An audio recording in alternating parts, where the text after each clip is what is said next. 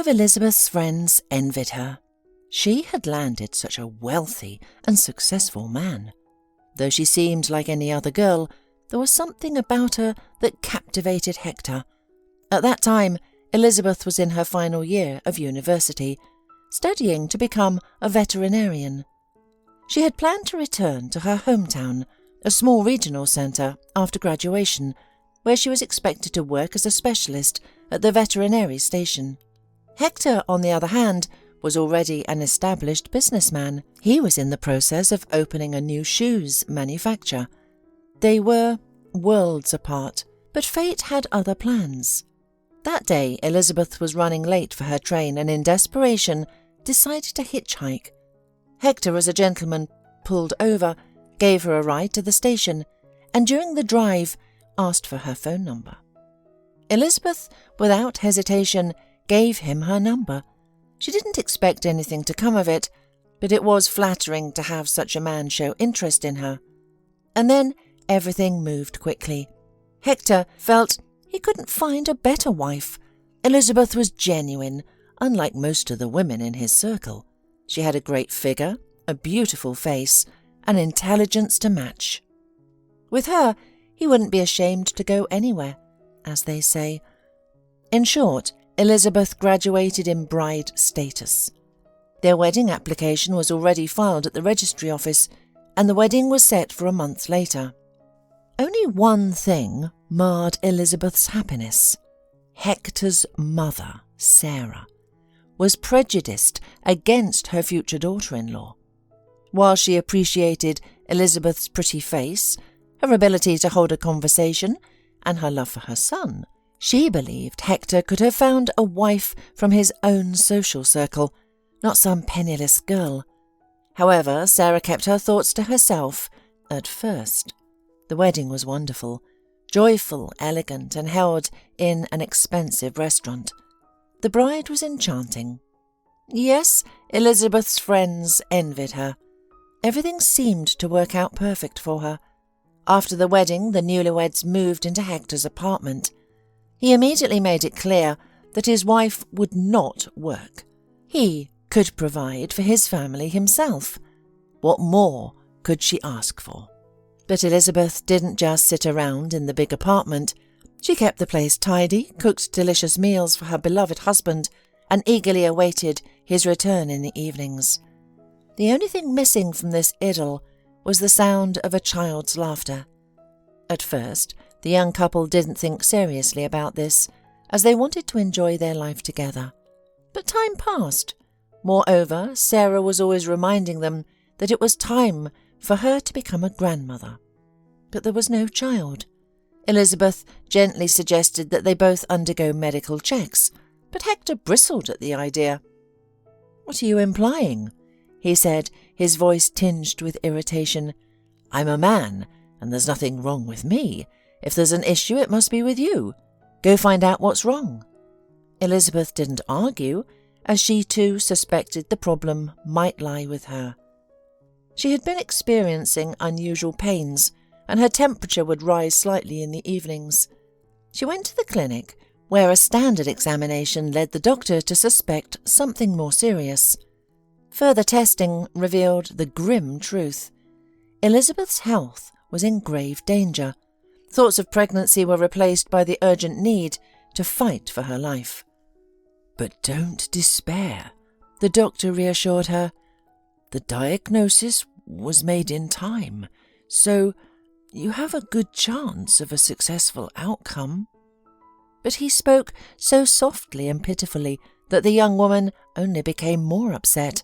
Of course, she told her husband everything, expecting his support. But he shocked her. "So, after the operation, you won't be able to have children?" was the first thing he asked. "Well, I don't know," Elizabeth stammered. "The doctors say everything will be decided during the operation. Whether they can leave my uterus intact or not.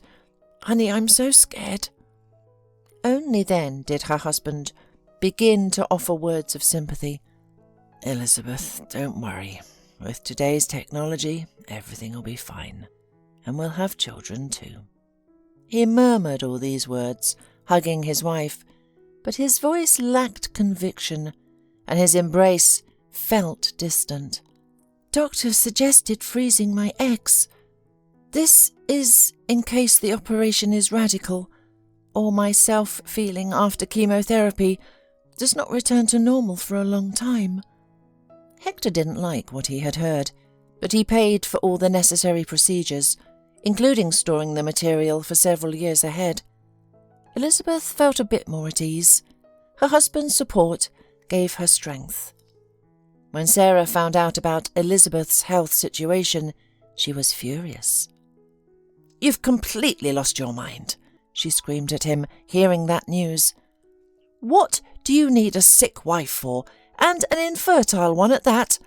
And if she does get pregnant after treatment, what kind of child will it be? It will definitely be a sick child." "Mum, why are you saying this?" Hector weakly objected. "There are many options now.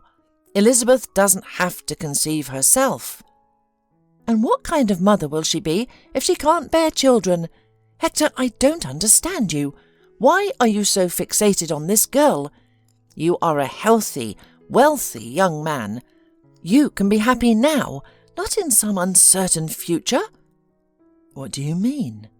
"I mean you should divorce Elizabeth. Find a worthy girl, not an outcast like her. Someone with good health, who can give me grandchildren." "But I love Elizabeth." "Oh, Lord, you're being naive. It's good that all this happened now. What if she had gotten pregnant and given birth to a sick child? Kick her out. Let her deal with her own problems." Hector muttered something in response, and Elizabeth lay in the next room, hearing every word. She couldn't even get up from the bed. The disease was progressing. She had no strength, a high fever and pain, not just physical but emotional. Her soul ached and cried. Where did all this malice, this hatred toward her, come from in her mother-in-law? Why did she immediately begin turning Hector against her, speaking loudly, knowing Elizabeth was lying sick in the next room? All this time, Elizabeth hoped that Hector would not take his mother's words to heart. However, that evening, he didn't even look in on her. And in the morning, when Elizabeth woke up to the alarm, she realized that he hadn't slept next to her and was already gone for work. Since then, everything between them had somehow fallen apart. Her husband constantly stayed late at work and barely spoke to her. One evening, Hector returned late, smelling of alcohol. Elizabeth, feeling a bit better, cooked his favourite dish, made a salad and baked a pie. "Dear, come eat," she said, trying to smile. She decided not to dwell on his condition or remind him of past offences. She couldn't afford to be stressed. The doctor had emphasised the importance of a positive mood and calmness. Only then could she hope to defeat the disease. But Hector was particularly gloomy that evening. "Do you think I will eat what you cooked with your poisonous hands?" he asked maliciously. "I am sick, but not poisonous," Elizabeth said in a trembling voice. "What are you talking about?" Hector sneered. "The doctors didn't even know what causes your disease. And you are so sure? Mum is right. Maybe you slept with everyone before me. That's the result." "Hector, you know that's not true," Elizabeth almost cried in response. "And I am no longer sure of anything, but one thing I know for sure, with you I don't see a future, so we will have to get a divorce." Hearing this, Elizabeth felt like she had been punched in the gut. "No, it can't be the truth," she thought. "He's going to abandon me at the most difficult moment of my life. How can he? He told me recently that he loved me." "I need a healthy woman, not a walking corpse," meanwhile, Hector said coldly. "So pack your things and get out of my apartment by tomorrow. I'll file for divorce myself. And as a little favour, I won't cancel the contract for the clinic for storing your biological material. If you want to use it later, you can do it yourself. You should be grateful for this." After saying this, Hector turned sharply and left the kitchen. Elizabeth sat at the table, crying for a long time. She put the food away in the refrigerator, hoping that her husband had just been drunk and would regret his words in the morning. Then she lay alone in bed, listening to the sound of her drunken husband snoring in the living room. In the morning, Elizabeth was awakened by a loud knock. It was Hector standing in the bedroom doorway, not approaching her, not waking her with a kiss and an embrace as he used to. He just stood there, pounding his fist against the door. "Are you still sleeping?" he said roughly. "You have until noon. Pack your things and get out. I'll be back at 12 to check. If you're still here, I'll throw you out myself." "Hector, I can't believe this is you," Elizabeth whispered. "You can't be this cruel." "These words are useless," he replied. "I need a young, beautiful and healthy wife. You've turned into a skeleton in just a month. It's disgusting and repulsive to look at. You're spreading your disease around here." "Who told you this is contagious?" Elizabeth asked, incredulous. "My mother read it in some reputable publication. I've heard something similar before, so I don't want to take any risks." "Ah, your mother. I see," Elizabeth said bitterly. "But Hector, you said you loved me." "I loved a different Elizabeth," he said coldly. "The one who would go to restaurants and social events with me. The one who could have children. But you, like this, are of no use to me. I've said everything I have to say. Be gone by noon." "But where am I supposed to go?" Elizabeth asked desperately. "And I have an operation scheduled for next week." "I don't care where you go," he said, his voice cold and dismissive. "Go to your mother in the village." With that he turned and left, leaving Elizabeth shattered. Elizabeth found herself adrift, with nowhere to go and barely any money to her name. She had never thought to save, always leaning on the security of her husband. But now that security had vanished, and she was left to face the harsh reality alone. Desperate, she reached out to her university friends, those she had drifted away from after marriage, but still held a tenuous connection with. One friend was away on a business trip, another was hosting relatives. It was Catherine, the most prickly and challenging of her friends, with whom she had often butted heads during their student days, who offered a lifeline.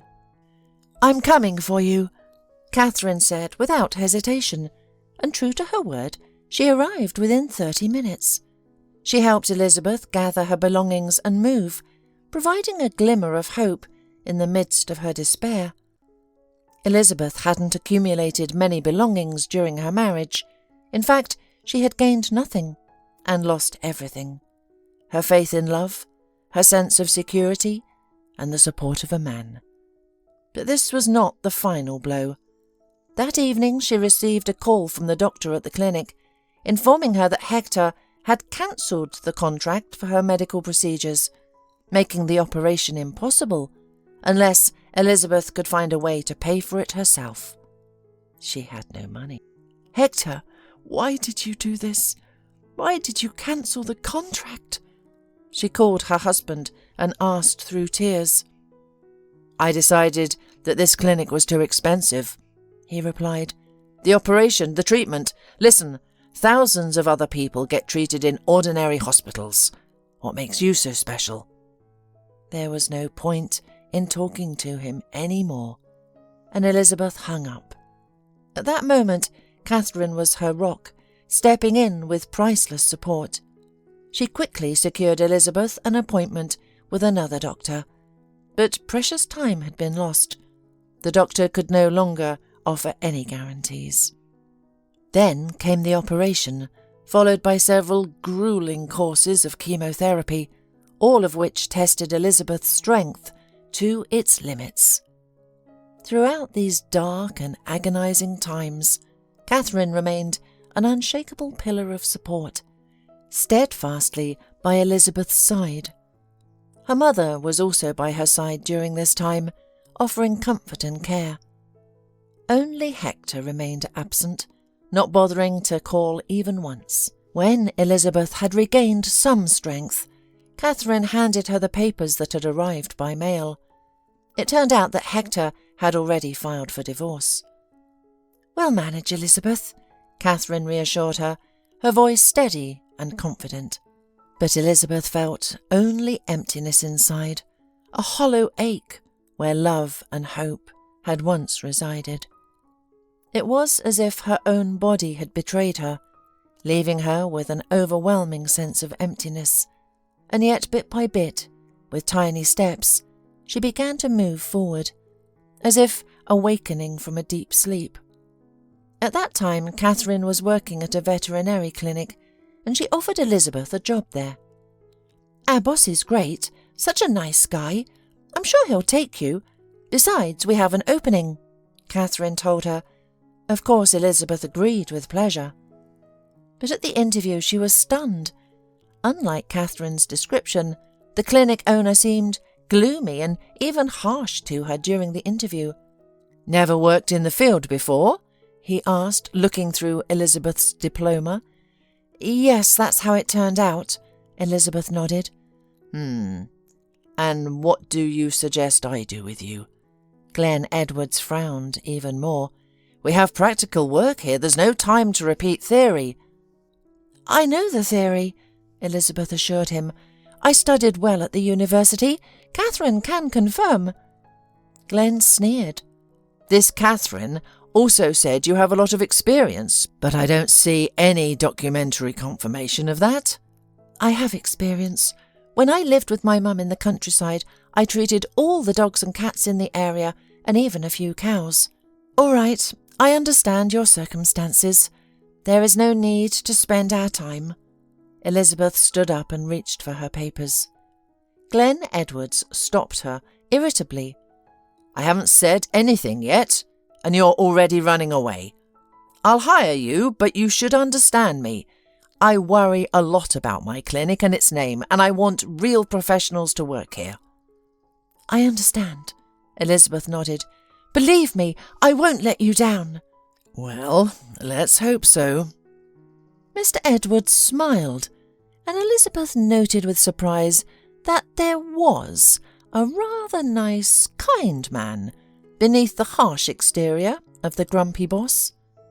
Later, Catherine confessed that her boss had reluctantly agreed to let Elizabeth come for an interview.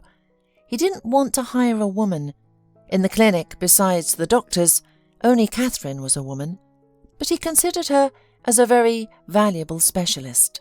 His wife cheated on him and ran away with her lover, Catherine told Elizabeth, and it's been 5 years since he's been living alone, and no one knows anything about his personal life.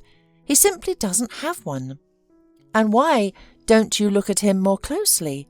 Elizabeth smiled. "Me? To marry a vet? Oh, no. One in the house is enough," Catherine laughed. "Besides, you know, I've had a romance for a long time now." Yes, Elizabeth knew about this romance. For several years now she had been corresponding online with a man. His name was Javier, and he lived far away, on the other side of the country. And although it was just communication, Catherine seemed to have fallen for her virtual friend with all her heart. So Elizabeth started working at the clinic, and for the first time in a long time, she felt interested in life. And it was all thanks to her four-legged patients and their worried owners. The young and attentive doctor quickly gained the trust of the pet owners, and their pets listened to her as if she were a magician. Catherine even joked that Elizabeth hypnotized them or something. But no, of course not. Perhaps it's true what they say, that animals can sense a good person. Her new boss also began to look at her more and more attentively, and he looked at her not just as a boss, at his subordinate. Elizabeth shared her thoughts with Catherine. "I've noticed that Mr. Edwards has changed, become softer. He's definitely fallen in love with you." Catherine nodded confidently. "So take him while he's interested in you." "Oh, I don't want anything with men anymore. I can't have a personal life anymore." Elizabeth waved her hand and added bitterly, "Besides, I'll never be a mother, and the ability to become a mother is the most important thing in women for a man." "Oh, Elizabeth, you're complicating things." Catherine laughed. "Just date him. A little romance never hurts anyone." "I don't want any romance," Elizabeth said, shaking her head. "It's all nonsense." The story with Hector and her path to recovery had been hard on her. She couldn't imagine being with anyone else. But then something happened that Elizabeth least expected. One day Catherine announced that she was moving in with her boyfriend, Javier. Of course, Elizabeth tried to talk her out of it. They didn't know each other much, and Catherine had an established life here. "No, my dear, I'm going to Javier," Catherine said firmly. "He has a house there, his own farm. I have already decided." And soon Catherine did exactly as she planned. She quit her job, shocking everyone, packed her things, and left to a distant state. Elizabeth started to live alone, and to be honest, she liked it, though life soon threw her another surprise. One day, on her way back from work, she ran into Sarah, her former mother-in-law. As always, the woman looked well-groomed with a haughty expression. Seeing Elizabeth, she didn't change her expression, but she approached her. "Hello, Elizabeth," she said, her sharp eyes fixed on the young woman. "What a surprise! How are you?" "Fine, thank you," Elizabeth replied calmly. "And you?" "Wonderful," Sarah said. "So, you've recovered?" "Were you expecting something different?" Elizabeth smiled. Sarah pursed her lips. "You haven't changed at all." Elizabeth had no desire to continue the conversation and prepared to leave. "Don't you want to know how Hector is doing?" Sarah asked the unexpected question. Elizabeth just shook her head, but Sarah was unstoppable. "Hector got married, and he has twin sons now." It was the last straw, and Catherine rushed to get away from her former mother-in-law. And though she told herself it didn't matter, it still hurt. So, Hector had children now, and she was empty, and nothing could change that. She often thought about her biological material stored at the clinic, but even if it was still there, she had no way of knowing if Hector had cancelled the contract and demanded his money back. And even if she could use it, she couldn't carry a child to term herself. It was unfair and painful, but nothing could be changed now. A few days later, during her lunch break, Elizabeth's phone rang. For a moment, she thought she was imagining it. It was Hector, her ex-husband. "So, you're alive and well," he said instead of a greeting. "And hello to you too, Hector," Elizabeth replied calmly, surprising even herself. "Did your mother tell you about our encounter?" "Yes, she did," Hector said, sounding irritated. "We need to meet. There's something we need to discuss." "Need?" Elizabeth scoffed.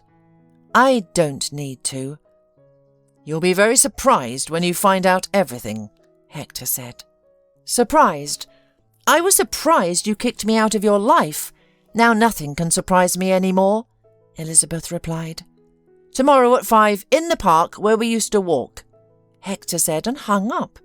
Elizabeth stood for a while, confused, listening to the short beeps from the phone. Yes, she often walked in the park with Hector when they had just started dating. Those were such wonderful times. It seemed that their love would last forever, but it turned out differently. And what does Hector want now? Does he really want to reconcile? But he is married. Besides, Elizabeth will never forgive him for everything that happened. And yet she decided to meet with him. Yes, let him see. this scoundrel who called her poisonous, that she, as before, is young and beautiful. At the appointed time, Elizabeth was on the spot. It was a golden autumn.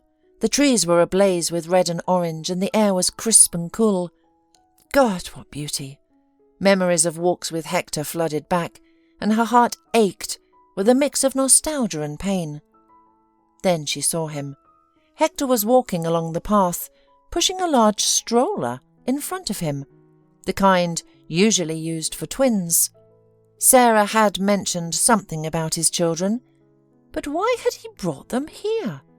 To make Elizabeth feel even worse?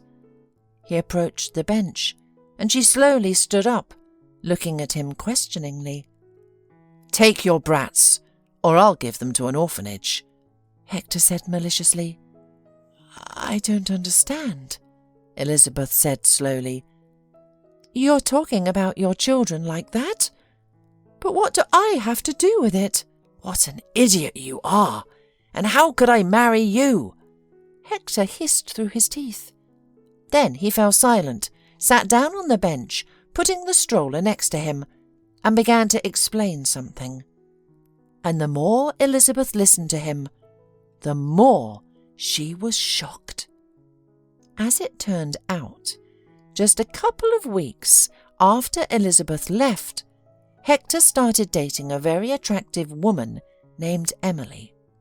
She was everything he could have wanted: beautiful, charming, and from a wonderful family. Her father was a top manager at the bank, which was a great support for Hector. He could take out loans on favourable terms, or just borrow money when needed. Hector's mother was also delighted with her new daughter-in-law. After a while, Hector wanted to continue his lineage. At first he hinted, and then directly told his wife that he wanted a child, preferably a son. Emily, however, was not thrilled by this idea. Why did she need children? She was still so young and didn't want to ruin her figure.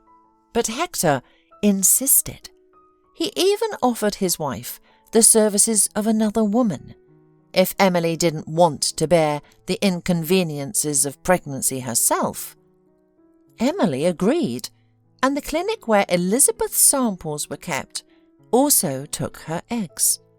And so, at the appointed time, Hector and Emily's two wonderful twin boys were born. It seemed like a dream come true. But Emily did not share Hector's joy. She felt no maternal instinct for the children. The twins were restless and demanding, and Emily found them to be a nightmare. She continued to indulge in spa treatments, shopping, and outings with friends, while a nanny took care of the babies. Hector, as usual, was focused on his work. He saw the children only in the evenings. Despite his wife's lack of interest in the sons, he was happy. But then the children got sick. They had to be taken to the hospital, and there Hector found out that the blood type of the babies was such that he and Emily could not be their biological parents. Hector was shocked. How could this happen? After all, everything was done in the clinic, where everything is strictly controlled. However, the DNA test indicated that he and Emily were not the biological parents. Hector rushed to the clinic to sort it all out.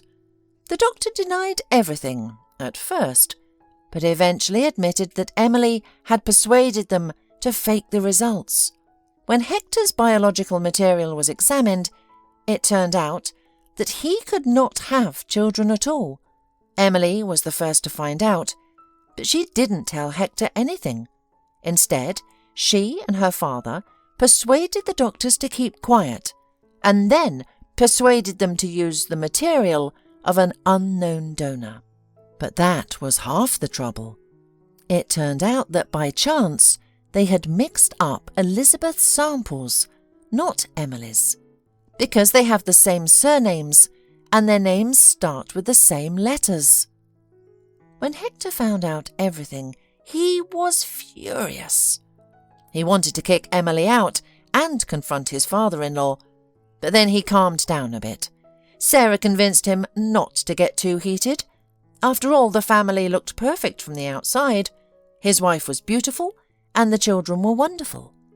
But now, knowing the truth, Hector couldn't look at the children with the same affection. They weren't his, but Elizabeth's and some unknown man's. If before their cries only filled him with tenderness, now they filled him with anger. Then Emily suggested giving the children up for adoption, and Hector agreed with joy, as he couldn't raise someone else's children. He also wanted to see the clinic, but he calmed down, realizing that this could harm all of them, and that was no longer necessary for Hector. Wealth held sway over all other considerations. Then one day, Sarah chanced upon Elizabeth on the street, and after that encounter, she urged her son to entrust the children to Elizabeth, for they had a true mother, regardless of the circumstances. Perhaps a flicker of conscience had ignited within Elizabeth's former mother-in-law. "I have the DNA test results, if you require proof," Hector stated firmly. "You are their mother, though you are welcome to conduct your own test if you wish." With trembling hands, Elizabeth approached the stroller and gazed inside. 2 babies slept peacefully, their tiny chests rising and falling with each breath. Her heart overflowed with joy. Yes, she became a mother, in the most unexpected and miraculous way. She looked at Hector and whispered, "Thank you." "For what?" he asked, surprised. "I thought you'd be angry." "No, I'm grateful to you for keeping your promise and not cancelling the contract with the clinic," Elizabeth said. Hector just shrugged. He didn't tell her that he had simply forgotten about it when he got involved with Emily. Otherwise, he would have definitely demanded his money back, despite what he had promised Elizabeth during the divorce. "So you're taking them?" he asked. "Of course," Elizabeth replied. "Excellent," Hector said, a note of relief in his voice. "Tell me where to bring their things and everything they need." He was being surprisingly generous now. Elizabeth even managed to smile, though she gave him the address, knowing the babies required a lot right now, and she couldn't handle it alone. That same evening, everything the babies needed was delivered to Elizabeth. Hector called to inform her that he would take care of all the documentation as soon as possible. He even transferred some money for now, specifying that it was a one-time gesture. Elizabeth thanked him for everything. She thanked the man who had once cast her aside like a sick, unwanted kitten. But she no longer held a grudge against Hector. Let him live as he pleases. It was late that night, after putting the babies to bed, that Elizabeth remembered the clinic. How was she supposed to work now? She called her boss. "Mr. Edwards, I'm sorry to call so late, but I need to inform you I won't be able to work in the near future," she told the owner of the vet clinic. "Are you sick?" he asked, concern evident in his voice. "No, it's something else." Elizabeth hesitated before blurting out, "I've become a mother." "What? Just like that?" Glenn was surprised, and Elizabeth briefly explained the situation. He listened intently without interrupting. "What am I going to do? I have a busy period coming up and I still need to find a replacement for you, since no one has taken Catherine's place yet." He said this with a hint of annoyance, but then softened his tone. "But still, I'm very glad for you. I hope everything works out." They discussed all the details, and Elizabeth thanked her boss for his understanding. Then she went to the room with her babies. Ahead were many bureaucratic procedures and sleepless nights, but Elizabeth believed she would manage everything, because now she was a mother. Almost the next day, her mother, who had so suddenly become a grandmother, came to help Elizabeth. Of course, there was initial shock from such a turn of events, But the woman quickly embraced her new role and lovingly cared for her grandchildren. One day Glenn visited Elizabeth. He brought some diapers, toys and baby accessories. He handed this to Elizabeth with some embarrassment, stepping over the threshold of the apartment. The woman smiled, touched by his thoughtfulness. After that, Glenn began to visit them more and more often, and they even sometimes went out for a walk together. Elizabeth, Glenn, and the babies. No, there was nothing romantic between Elizabeth and Glenn. They were just good friends. But then a new trial came. The guardianship agency suddenly declared that they could not leave the children with Elizabeth, even though she was their biological mother. Her lack of a stable home and low income made her unfit in their eyes. The children would be better off in a foster home. Elizabeth was in shock. Would they really take away her happiness of being a mother? And then Glenn came to the rescue. He proposed to her. What? I have a good income, a nice apartment and a car. The guardianship agency would not object. And honestly, I propose to you not only for the sake of the children. He finished his proposal awkwardly. And why else? Elizabeth was taken aback. Glenn, I've already told you. We will never have children of our own. And what's wrong with it? Glenn smiled. We already have 2.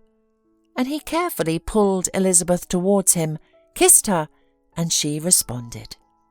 Soon they got married and started living as one family. The babies became their children by law. Elizabeth's mother returned home, content that her daughter had finally found her happiness. As the twins grew older, their resemblance to Glenn became increasingly unmistakable. Elizabeth would often smile at the sight, marvelling at the twist of fate. Glenn, too, would gaze at his sons with a mixture of wonder and uncertainty, his eyes lingering on their features. One day he shared a revelation with Elizabeth that left her stunned. It turned out that he had once been a donor at the same reproductive centre. During a challenging time in his life, when financial struggles had weighed heavily on him, he had made a decision he later tried to forget. As life improved and stability returned, he had pushed the memory aside, never expecting it to resurface in such an extraordinary way. And what if our boys are biologically mine? Glenn suggested once, and they made a DNA test, which soon confirmed that the man was the biological father of the twins. In the end, everyone in this story found happiness, except for Hector. Though he lived with Emily, their faces gracing the covers of glossy magazines, their home remained empty.